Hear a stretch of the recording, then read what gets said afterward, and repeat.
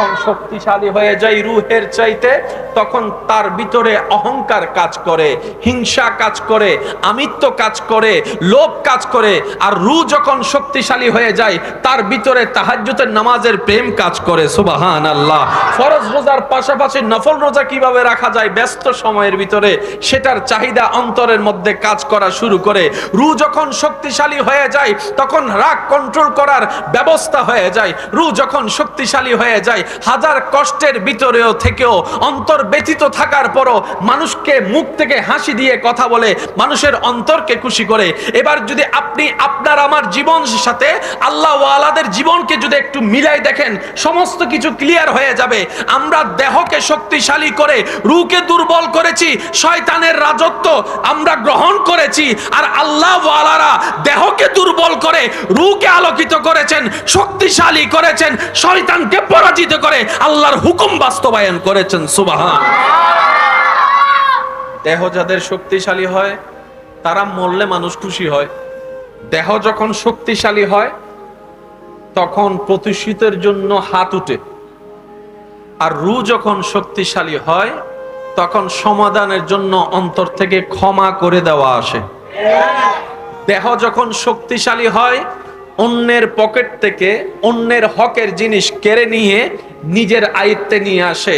আর যখন রূহ আপনার শক্তিশালী হয়ে যাবে তখন নিজের পকেট থেকে অন্যের দুঃখ দুর্দশা দূর করার জন্য আপনার দান সৎকায় কাজ হয়ে যাবে। সুবহানাল্লাহ। দেহ যখন শক্তিশালী হয়ে যায় এই মুখের আর কোনো কন্ট্রোল থাকে না, বড় ছোটর আর বীজ বিবেচনা থাকে না। যারে যেটা মন চাই সেটাই মুখ দিয়ে বলে অন্তরকে ব্যথিত করে। আর রূহ যখন শক্তিশালী হয়ে যায় ব্যথিত হৃদয় ওয়ালার চোখের পানি মুছিয়ে দেয়, মাথায় হাত বুলিয়ে দেয়, অন্তরের মধ্যে জায়গা দেয়, বুকের সাথে জড়িয়ে ধরে মানবতার দৃষ্টান্তর প্রমাণ করে। সুবহানাল্লাহ। দেখার জন্য চোখের দরকার। পাখিকেও আল্লাহ চোখ দিয়েছেন, গরু ছাগলকেও চোখ দিয়েছেন, সাপকেও চোখ দিয়েছেন, কিন্তু চোখের ভিন্নতা আছে। চোখের ভিন্নতা আছে। যে সৃষ্টির যেই রকমের যা দরকার আল্লাহ সেই সৃষ্টির ভিতরে তা নিয়ামত দান করেছেন। আপনি যদি ঠান্ডা মাথায় রব্বুল আলামিনের প্রত্যেকটা সৃষ্টিকে একটু গবেষণা করে দেখেন, যারা বলে রব খুঁজে পায় না, স্রষ্টা খুঁজে পায় না, তারা যদি রবের সৃষ্টি নিয়ে অন্তর থেকে গবেষণা করে, তাদের ঈমান, তাদের বুঝ, তাদের জ্ঞান বলতে স্বীকার করতে বাধ্য হবে একজন আছেন যিনি সমস্ত সৃষ্টির সৃষ্টিকর্তা। সুবহানাল্লাহ। অস্বীকার করার কোনো সুযোগ। চলুন আজকে একটু বোঝার চেষ্টা করব আমরা। যেই বডি, যেই আকৃতি, যেই ধরন আল্লাহ মানুষকে দিয়েছেন, এইরকম মানুষকে দেওয়া জিনিস আল্লাহ কোন সৃষ্টিকে দেয়নি। অর্থাৎ যা আল্লাহ আপনাকে দিয়েছেন এটা আর কাউকে দেয়নি, এটা শুধু আপনাকে দিয়েছেন। সুবহানাল্লাহ বলি। আমার মনে হয় আওয়াজটা আর একটু বড় হবে, বলি সুবহানাল্লাহ। আল্লাহু আকবার। এই মানুষের দেহের ভিতরে প্রধানত দুইটা জিনিস আছে। সব মানুষের ক্ষেত্রে আপনি যে ধর্মেরই হন না কেন, একটা হচ্ছে দেহ আর একটা হচ্ছে রূহ। এটা কি শুধু ইসলাম ধর্মের মানুষের কাছে আছে না সবার কাছে? সবার কাছে। দেহ আছে, রূহ আছে। আর প্রত্যেকটা জিনিসের একটা খাবার আছে, প্রত্যেকটা জিনিসের একটা আলাদা আলাদা খাবার আছে, আলাদা আলাদা এনার্জি পাওয়ার জিনিস আছে। সেজন্য চোখের সমস্যা নিয়ে ডাক্তারের শরণাপন্ন যখন আমরা হই, ডাক্তার আমাদেরকে সবজি খাওয়ার জন্য পরামর্শ দেয়। কথা বলেন। মাছ খাইতে বলে, নমাতে। মাছ খাইতে বলে, মাছ খাইতে বলে, অন্য ক্ষেত্রে গিয়ে ডাক্তার পরামর্শ দেয় এই রোগের জন্য সাগরের মাছ খান। অন্য একটা রোগের বেলায় গিয়ে ডাক্তার মশাই আমাদেরকে বলেন আমিষ একটু বেশি খান, শাক একটু বেশি খান, সবজি একটু বেশি খান। একটু আওয়াজ দেন। আপনার দেহে যেই যেই প্রবলেম আছে ওই প্রবলেমের সমাধানের জন্য, ওই অপূর্ণতা ঘাটতিকে পূরণ করার জন্য রব্বুল আলামিন এই দেহকে সঠিকে রাখার জন্য এই পৃথিবীর বুকে আল্লাহ পাক সেই নিয়ামতওয়ালা খাবার দান করে দিয়েছেন। গরু ঘাস খায়, দুধ বের হয়। গাভী যখন ঘাস খায় কি বের হয়? এবার বলেন দুধের মধ্যে আমাদের জন্য উপকার আছে না নাই? আর একটু আওয়াজে বলেন আছে না নাই? গরুর দুধের মধ্যে উপকার, আবার গরুর গোশত দিয়ে উপকার, আবার সেই সমস্ত খাবারগুলো আমাদের দেহের জন্য উপকার, দেহের জন্য উপকার। এখানে অনেকেই আছেন দুধ খেতে চায় না। আসলে আর ফ্যাডম মিতি বালা জিনিস অজমে নয়। আবিডিং জাবিডিং কাবিডিং হাইতু দ আর দিন ভর হাইতে পারিব, বার্গার হাইতু দ আর এক নম্বর চলিব কেন দুধ থা নুকুলে। কথা বলেন ঠিক কিনা? আমি দীর্ঘায়িতে যাব না, শুধু মুক্তসর ভাবে বলার চেষ্টা করবো যেন আমরা নিয়ে যেতে পারি। তাহলে মানুষের দুইটা জিনিস, একটার নাম দেহ, একটার নাম রূপ। দেহের জন্য কিছু খাবার আছে, আর দেহের খাবারটা কোত্থেকে পাই একটু খেয়াল করে দেখেন। যে ভাত আমরা খাই সেটা আসে জমিন থেকে দান হয়ে। আমাদের রক্তের যে সমস্যা সেটার জন্য যা যা শাকসবজির দরকার তাও আসে জমিন থেকে। আমাদের দেহের যে পানির যে বিষয়টা সেটাও জমিনের সাথে সম্পর্ক আছে। আমাদের চোখের সমস্যা সমাধান জমিনের মধ্যে আছে। আমাদের শক্তির সমস্যা সমাধান জমিনের মধ্যে আসে। আপনি যদি খেয়াল করে দেখেন কাঠবাদাম, কাজু বাদামের বিভিন্ন উপকার, বলেন না বিভিন্ন উপকার, অর্থাৎ এই দেহকে সুস্থ রাখার জন্য, শক্তিধর রাখার জন্য যা যা দরকার মানুষের, আল্লাহ তাআলা সবকিছুইকে বেশিরভাগকে জমিনের সাথে সম্পৃক্ত রেখেছেন। ওই জমিনের খাবার দিয়ে ওই মানুষের দেহটা শক্তিশালী হয়। আর ঠিক তেমনি ভাবে ওই দেহের পাশে আরেকটা যে গুরুত্বপূর্ণ জিনিস যেটার নাম রূহ, যেটার নাম আত্মা, ওই রূহের একটা খাবার আছে। দেহের খাবার আসে জমিন থেকে, রূহের খাবার হয় আসমান থেকে। আল্লাহ তাআলা মেহেরবানি করে আমাদেরকে যে আশরাফুল মখলুকাত সৃষ্টির ভিতরে দান করেছেন, মানুষ হওয়ার সুযোগ দিয়েছেন। দিয়েছেন কে? আল্লাহ। তো সবাই বলি কে? আল্লাহ। অন্যান্য পশু পাখি সৃষ্টিতে না ভেজে না পাঠিয়ে আপনাকে আমাকে মানুষের দলে অন্তর্ভুক্ত করেছে।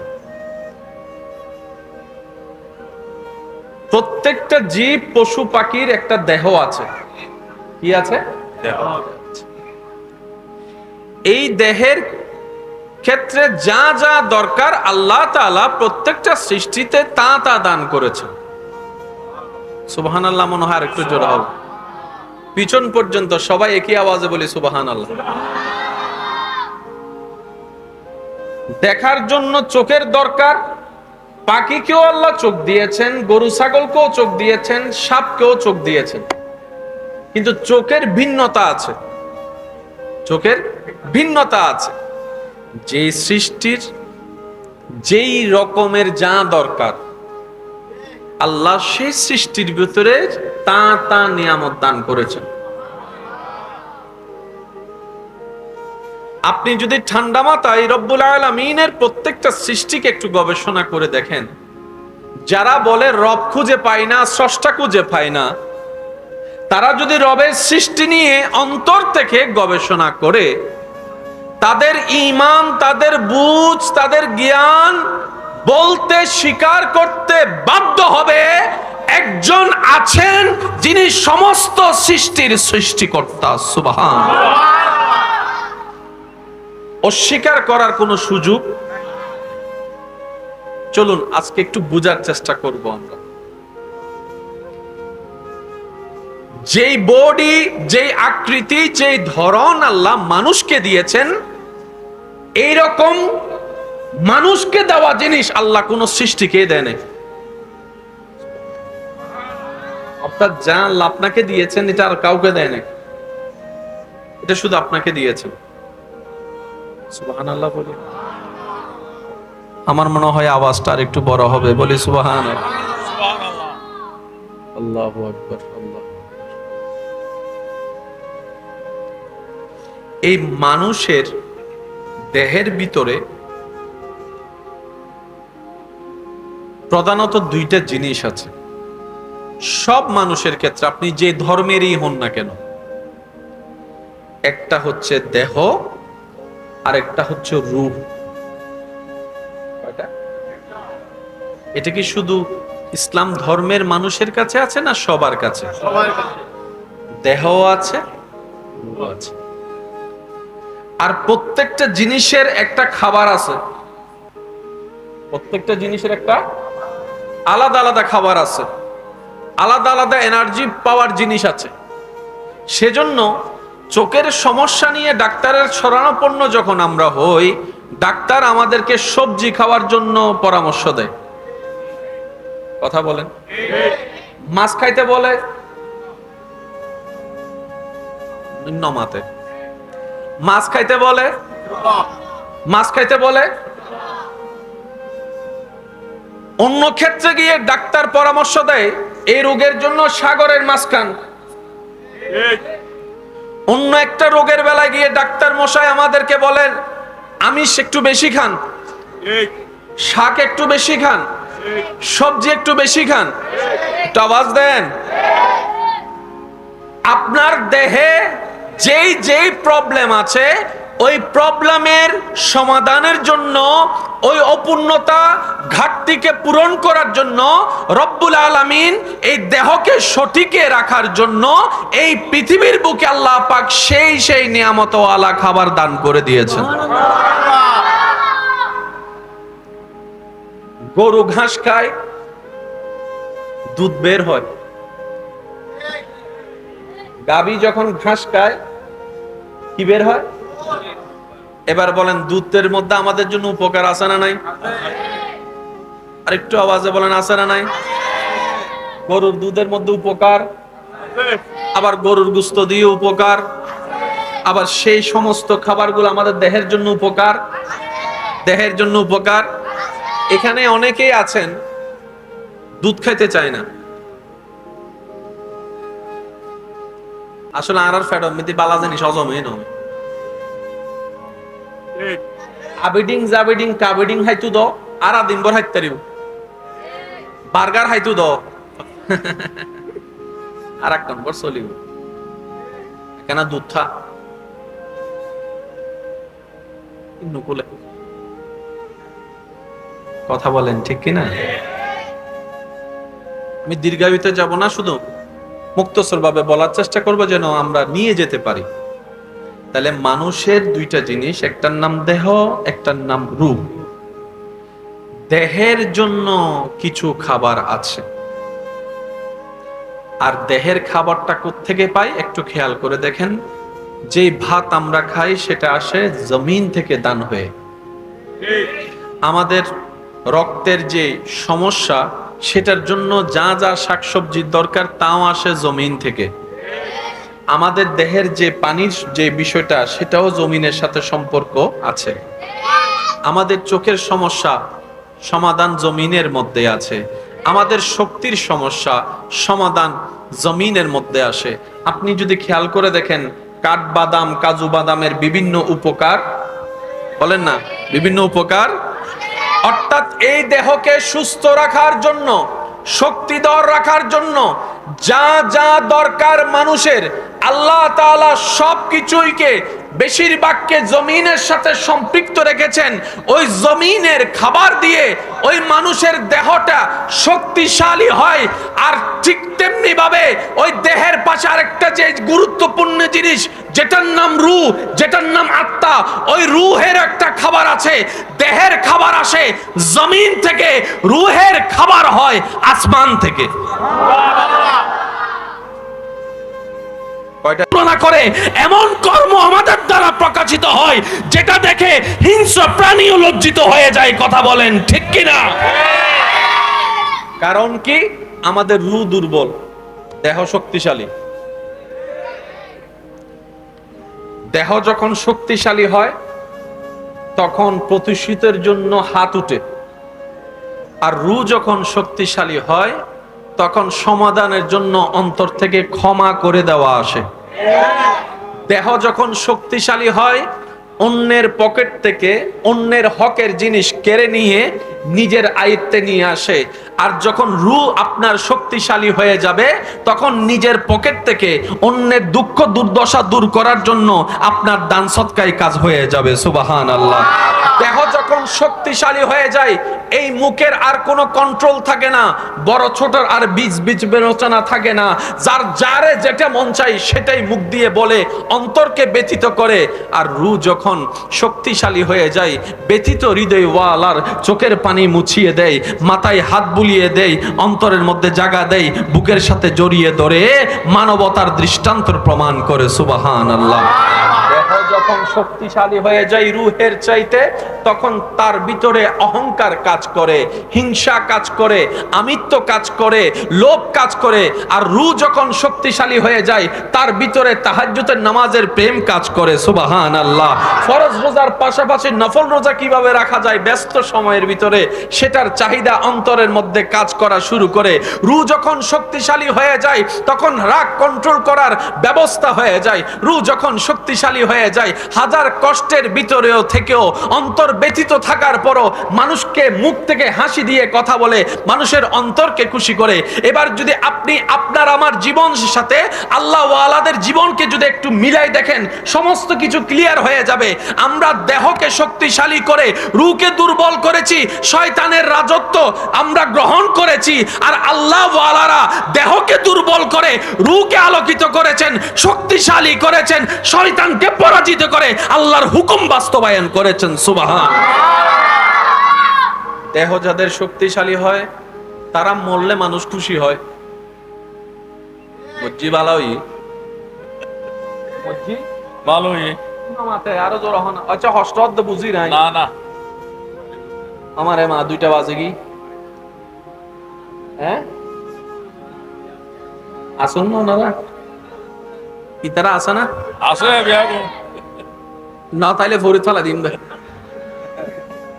আলহামদুলিল্লাহ। আইন্ডে ওয়াইজ করতে নয় তো আই আনোরা কেন সাইতা মাই দিও ভাই, মোহাব্বত করি তো এতাল্লাই। আল্লাহ এই মোহাব্বতরে কবুল করো। আমিন। আর একখানা ছোট করি হ সেই সিডেঙ্গে আওয়াজ একবার হসে আমিন মাইলে ফিরের আওয়াজই হাল্লা রা দিও দাও ভাই। কত ভালো লাগে আমার নাম, আরো ভালো লাগে নবীর সালাম, আরো ভালো লাগে নবীর সালাম, নবীর দরুদ সালাম, নবীর আল্লাহুম্মা সাল্লি আলা সাইয়্যিদিনা মুহাম্মাদিন, আল্লাহুম্মা সাল্লি আলা সাইয়্যিদিনা মুহাম্মাদিন, নবীর দরুদ সালাম, নবীর দরুদ সালাম, আল্লাহুম্মা সাল্লি আলা সাইয়্যিদিনা মাওলানা মুহাম্মদ ওয়া আলা আলি সাইয়্যিদিনা মাওলানা মুহাম্মদ। মহব্বতের আওয়াজ একবার বলেন মারহাবা। বিজয়ী কারা, সফল কারা, সার্থক কারা? এক কথায় বুঝবেন, যাদের রূহ শক্তিশালী, দুনিয়াতেও বিজয়ী, আখিরাতেও বিজয়ী। যাদের দেহ শক্তিশালী, তারা দুনিয়াতে না থাকলে দুনিয়াবাসী খুশি হয়। আর যাদের রূহ শক্তিশালী, তারা দুনিয়ার থেকে যাওয়ার পরও সে সম্মান পায় আল্লাহর পক্ষ থেকে, যেটা দুনিয়াতে মাটির উপরে থেকে অনেকে পায় না। বলেন না সুবহানাল্লাহ। আল্লাহুম্মা সাল্লি আলা মা। দেহের খাবার কিনতে